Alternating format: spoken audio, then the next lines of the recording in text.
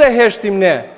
Pse heshni ju të nderuar kolegë për faktin që një shtedhas shqiptar është marrë peng nga një regjim gjenocidial dhe mbahet në kampe torturash nga ministri fashist Ben Gvir.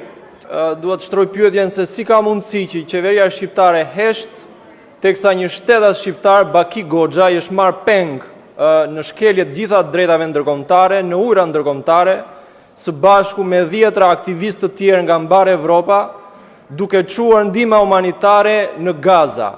Ndërkohë që kryeministrat apo ministrat e jashtëm të vendeve tjera si të Francës, të Spanjës, të Holandës, madje vetë Giorgia Meloni e Italisë kanë thirrur ambasadorët izraelian të vendeve përkatëse për të dhënë llogari, madje për të kërkuar falje për qëndrimin dhe ato shfaqje të turpshme që ka dhënë shteti i tyre. Atëre, unë shtroj pyetjen pse heshtim ne?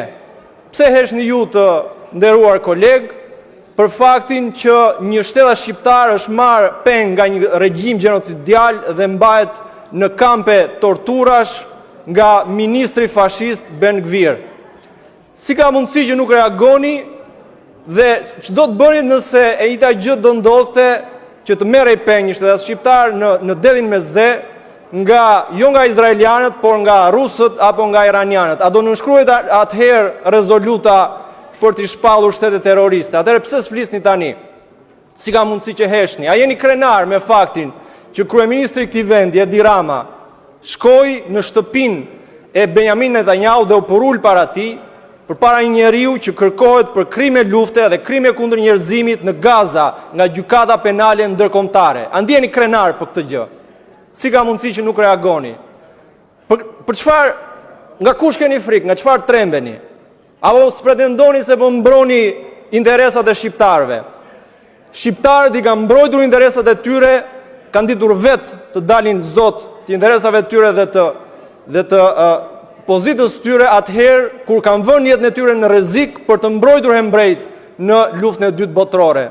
Prandaj ne duhet të jemi mirënjohës Bakiut, sepse është pikërisht ai që është ambasadori më i mirë i vlerave shqiptare nëpër botë sot dhe askush më shumë se ai nuk e përfaqëson Shqipërinë në këtë sallë.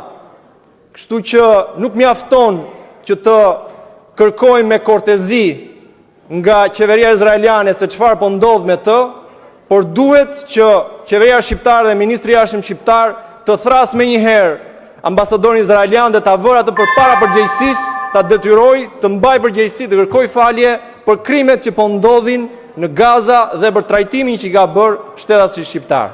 Faleminderit.